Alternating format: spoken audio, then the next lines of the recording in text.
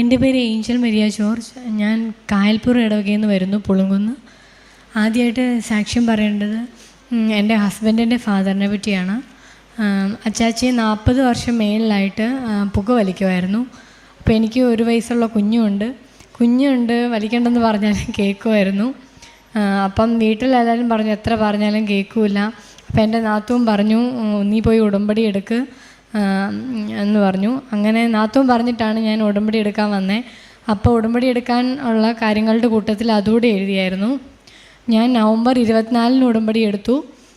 അതൊന്നും എടുത്ത കാര്യമൊന്നും വീട്ടിൽ അറിഞ്ഞുകൂടായിരുന്നു. അത് കഴിഞ്ഞ് ഈ സിഗരറ്റ് വലി കാരണം നന്നായിട്ട് ചുമക്കുകയൊക്കെ ചെയ്യുമായിരുന്നു.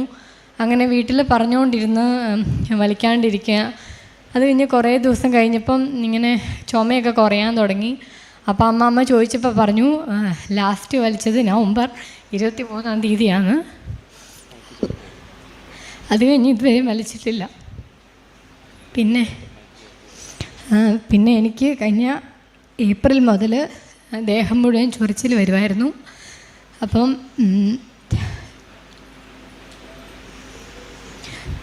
2 മണിക്കൂറൊക്കെ കണ്ടിന്യൂസ് രാത്രി വെളുപ്പിനൊക്കെ ഇരുന്ന് ചൊറിയുമായിരുന്നു.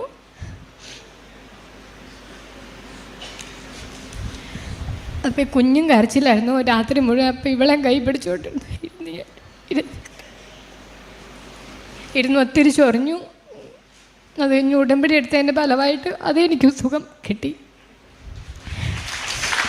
കരങ്ങളുയർത്തിക്കട്ടെ, കർത്താവിനെ സ്തുതിക്കട്ടെ. യേശുവേ നന്ദി, യേശുവേ സ്തോത്രം, യേശുവേ ആരാധന. ഒന്നും നോൺ വെജ് ഒന്നും കഴിക്കത്തില്ലായിരുന്നു. കുറേ ആഹാരമൊക്കെ കഴിക്കരുതെന്ന് പറഞ്ഞു.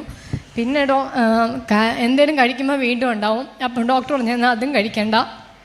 അങ്ങനെ നവംബർ 24 എടുത്തു കഴിഞ്ഞ് ഡിസംബർ മുഴുവൻ നോയമ്പായിരുന്നു.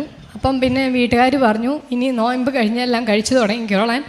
അങ്ങനെ ഞാൻ കഴിച്ചു തുടങ്ങി. ഇപ്പം എല്ലാം കഴിക്കുന്നുണ്ട്. പിന്നെ എൻ്റെ മെഡിസിനൊക്കെ അന്ന് ഞാൻ എടുത്ത് കളഞ്ഞു. ഇപ്പം മെഡിസിനൊന്നും കഴിക്കുന്നില്ല. പിന്നെ 3ാമത് ഉടമ്പടിയിൽ എൻ്റെ ഹസ്ബൻഡിന് ഒരു ജോലി ഉണ്ടായിരുന്നു. അപ്പം കൂടുതൽ നന്നായിട്ടുള്ളൊരു ജോലിക്ക് വേണ്ടിയിട്ട് പറഞ്ഞു.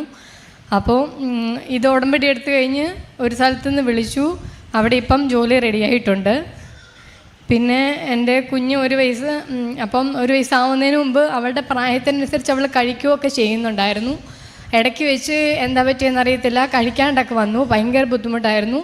അപ്പോൾ ഒരു ദിവസം ഇങ്ങനെ ഒട്ടും കഴിക്കാതെ വന്ന് മേലാതെ വന്ന് ഹോസ്പിറ്റലിൽ പോകാമെന്ന് വെച്ചപ്പോൾ അന്ന് ഞാൻ കൃപാസനത്തിൽ വരേണ്ട ദിവസമായിരുന്നു.